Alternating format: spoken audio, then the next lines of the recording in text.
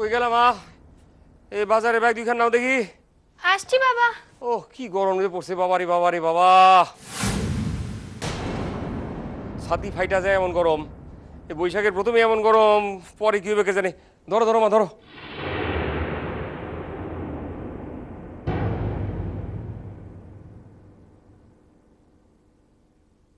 তোমারও কই আনন্দ, একটু সকাল সকাল বার যেতে পারো না? আমারও তো আজকাল আর বার যাইতে দাও না, কি যে করো। বাবা, আজকাল সকালবেলা তো আমিও বাসায় থাকি, তা আপনি তো দেখি আমারে কিছুতেই বাজারে যাইতে দেন না। আমি ঘরে বসে থাকি আর আপনি বাজারে যান। আচ্ছা, আমার কেমন লাগে আপনি কোন তো? শোনা, তুমি চিরটা কাল লেখাপড়া লইয়া থাকছো, কোনদিন তো বাজার হাট করো নাই। আর তাছাড়া তোমার দ্বারা ওইসব দরাদরিও তো হইব না। তাই বইলা সারাটা জীবন তুমি বাজার কইরা দিতে পারবা? আরে শিখতে হইব না? পুরুষ মানুষ হইয়া জন্মাইছে যখন। ছোট শিখনের লিগে অনেক কিছু পড়ে আছে, এই বাজার হাট না শিখলে জীবনটা একেবারে বৃথা হইয়া যাইব না। ও ময়না, তোমার শাশুড়ির হাত থেকে একটা ব্যাগ নাও না।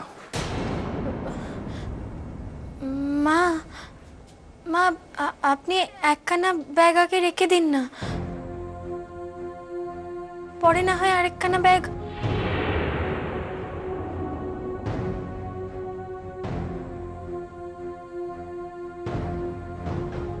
আমি পারু। তুমি একখান ব্যাগ নিলেই তো সমস্যা মিটা যাইতো মা।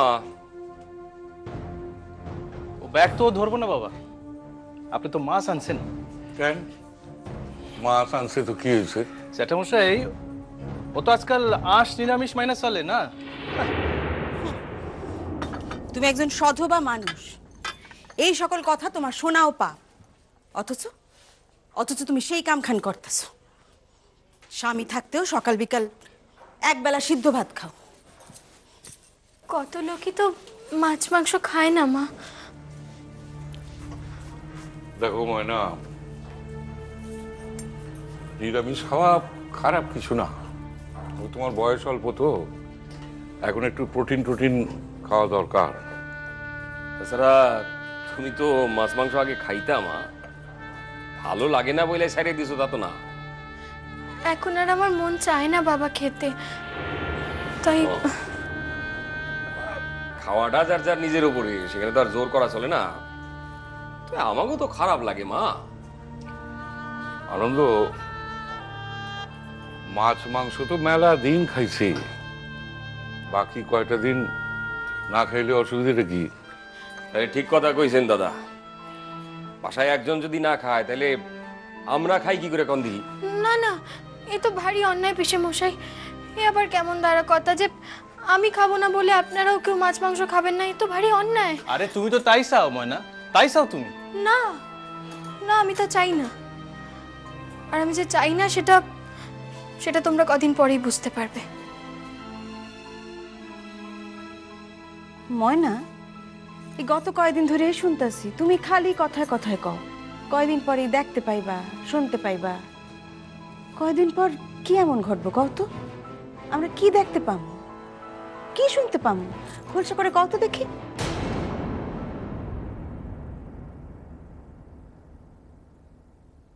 আসতে পারি?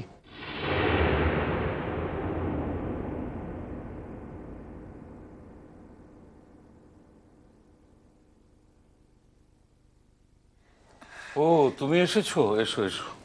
সোনা, ওকে বসনের জায়গা দাও। না না, থাক থাক। আপনারা আজ অফিস নেই? কদিন ছুটি নিয়েছি, আসলে অনেক কাজ তো, বুঝতেই পারছেন, একা হাতে সবকিছু সামলাতে হচ্ছে।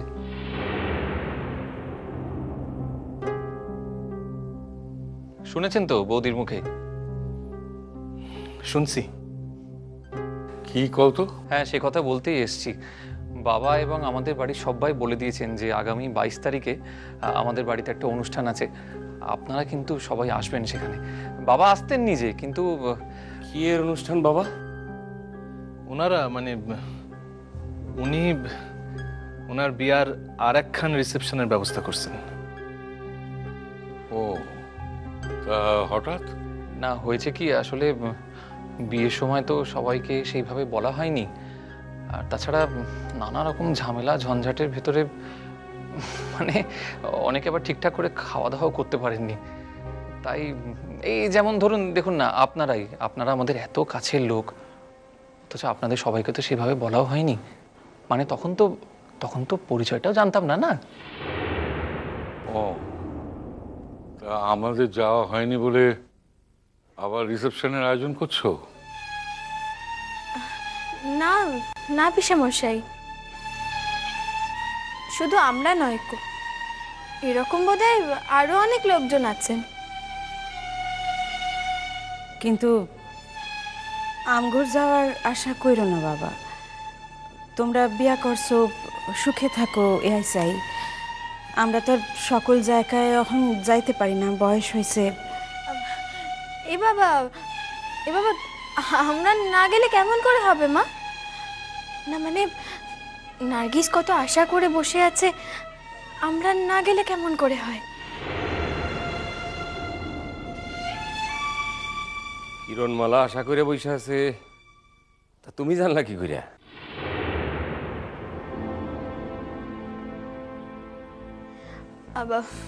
বারে আমি তো ওই মাঝে সাঝে নার্গিসদের বাড়িতে যাই না, ওই নার্গিসই বলছিল। সে যে সুখী হয়েছে সে তো আমরা দেখতেই পাচ্ছি, কিন্তু তার সুখ দেখবার জন্য আবার একটা রিসেপশন আয়োজন করার কোনো প্রয়োজন আছে কি? এবার তাহলে আমি একটা কথা বলি।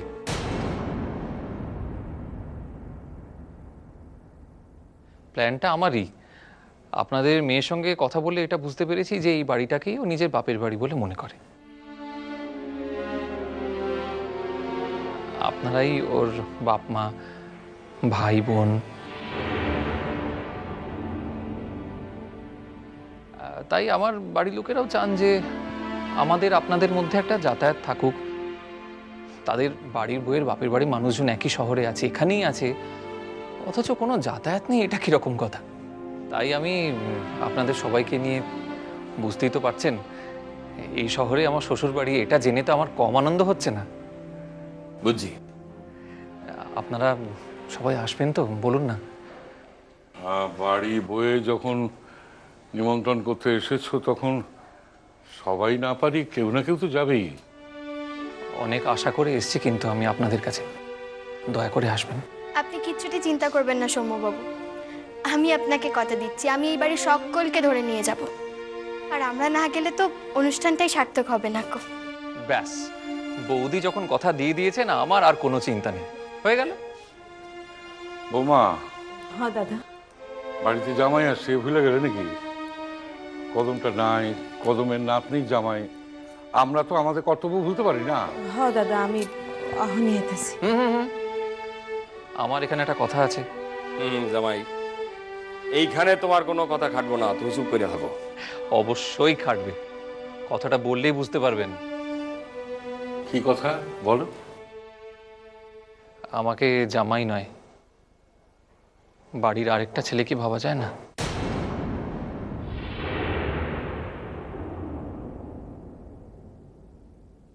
সৌম্যবাবু, জামাই কখনো ছেলে হইতে পারে না। পারে, নিশ্চয়ই পারে। সেটা আপনি অবশ্য 22 তারিখ এলেই বুঝতে পারবেন। তুমি বসো বাবা, আমি অহনি হেতেছি, বসো। কিরণ কি সংসারের সুখের জন্য লেখাপড়া জলাঞ্জলি দিল? না, সে তো এমএ পরীক্ষা দিচ্ছে, তবে প্রাইভেটে। প্রাইভেটে কেন? তোমাকে বাসার মানুষের কি ওর ক্লাস করতে যাওয়া নিয়ে আপত্তি আছিল? একেবারেই না। তার নিজের দাদা যখন সেই বিশ্ববিদ্যালয়ের অধ্যাপক, আপত্তি থাকার তো কোনো প্রশ্ন উঠতেই পারে না। কি জানি কেন যেরকম করলো, এ তো তার নিজের সিদ্ধান্ত। আসলে এগুলি তার অজুহাত। মানুষ যখন নিজের পড়ালেখা ছাইরা অন্যদিকে অধিক মন দেয়, তখন সেই ধরনের কাম করে। ঠিক বলেছেন সূর্যবাবু, একদম ঠিক বলেছেন। আসছেন তো 22 তারিখে, খুব করে বকে দেবেন। আরে আপনি হলেন বড় ভাই, আপনি বকবেন না তো কে বকবে?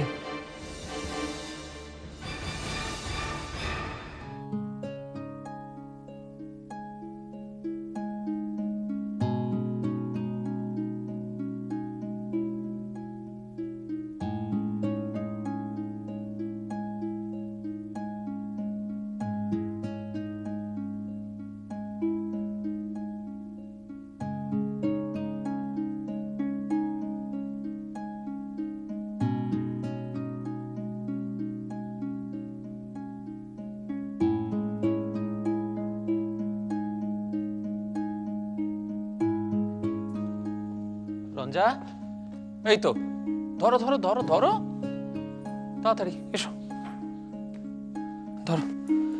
আরে তুমি কি করছো? ওই একটু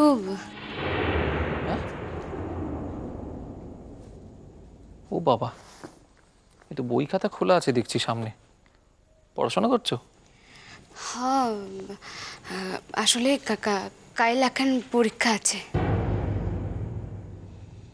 সে কি কথা? যারা প্রাইভেটে পরীক্ষা দেয় তাদের আবার রেগুলারদের মতন বছর ধরে পরীক্ষা দিতে হয় নাকি? না মানে আমি ওই কাল রেগুলারদের লাগে স্পেশাল পারমিশন লইয়া পরীক্ষা দিতে বসুম। আমি তাহলে বুঝুম যে আমার আমার প্রিপারেশন কেমন হয়েছে। কাল পরীক্ষা? হ্যাঁ। কি জানি, সূর্যবাবু তো কিছু বললেন না। উনি জানেন না? জানি না। কার কাছ থেকে পারমিশন নিলে? হ্যাঁ, ওই হেড অফ দ্য ডিপার্টমেন্টের কাছ থেকে। ও, আজকে তো গিয়েছিলাম ও বাড়ি নেমন্তন্ন করতে। 22 তারিখ তো এসেই গেল, মাঝখানে আর দুটো মোটে দিন।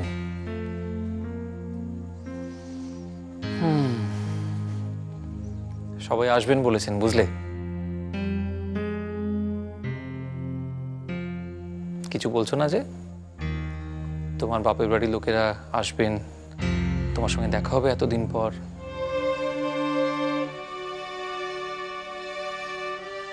অবশ্য এতদিন পর বলি কি করে বলো? তুমি তো মাঝে মাঝেই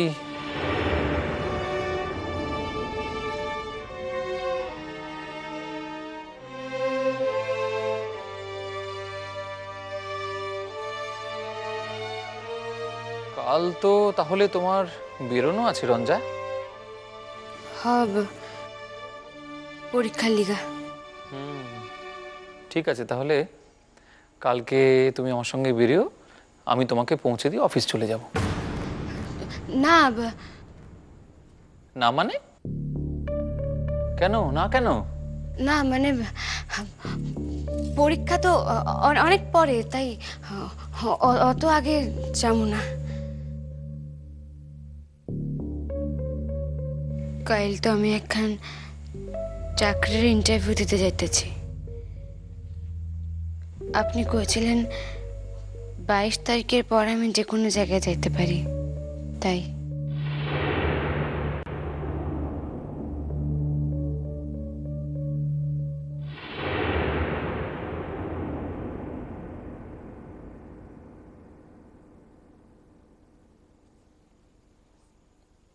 রঞ্জা, রঞ্জা, কি ভাবছো? কই না, কিছু না। তাও ভালো। আচ্ছা, এইগুলো যে তখন থেকে হাতে ধরে দাঁড়িয়ে আছো, একবারও তো জিজ্ঞেসও করলো না যেগুলো কি কি জিনিস, কার জন্য? কি এগুলি? এগুলো এগুলো তোমার জন্য। আমার লিগা? কেন, আপত্তি আছে? না, আসলে আমার তো কোনো কিছু দরকার ছিল না, শুধু তোমার তো কোনো কিছুর দরকার নেই, তোমার তো আমাকেও দরকার নেই। তাই বলে কি দেওয়া থোয়া এগুলো সব থেমে থাকে? তুমি আমার স্ত্রী, আমি তোমার স্বামী। মাঝে মাঝে তো তোমার কিছু দেওয়া যেতেই পারে, তাই না?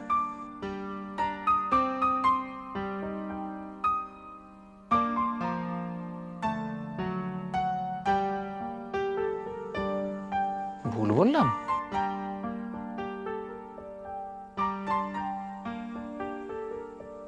রঞ্জা, কোন 22 তারিখে বাড়িতে এত বড় একটা অনুষ্ঠান আছে, তুমি সেদিন ভালো করে সাজবে তো? আপনি তো জানেন সৌম্যবাবু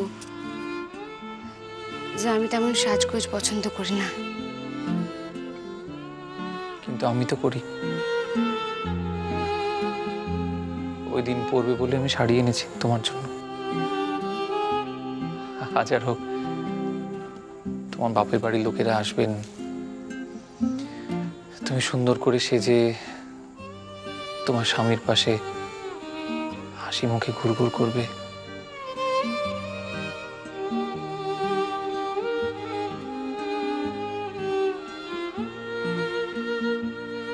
কি হলো, কিছু বলবে না? না, আর কি কম? তোমার কিচ্ছু বলার নেই? কর্তা ওই দিন আসবেন কয়েছেন? কে কর্তা? ও হ্যাঁ হ্যাঁ, সূর্যবাবুর জ্যাঠামশাইকে তুমি কর্তা বলো না? হ্যাঁ, আসবেন তো নিশ্চয়ই। বাড়ি বই আমি নেমন্তন্ন করলাম, সবাই না এলেও কেউ কেউ তো আসবেন। ময়না দেবী তো বলেছেন যে বাড়ির সকলকে জোর করে নিয়ে আসবেন। এসবের যে কি দরকার আছিল? বাড়ি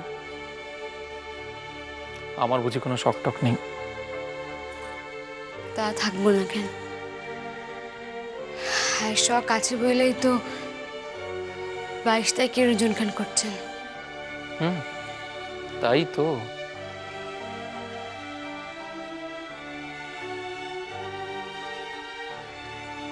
বাইশ তারিখের পর আমারে লইয়া আমি আর কেউ পুতুল খেলা খেলতে দিব না।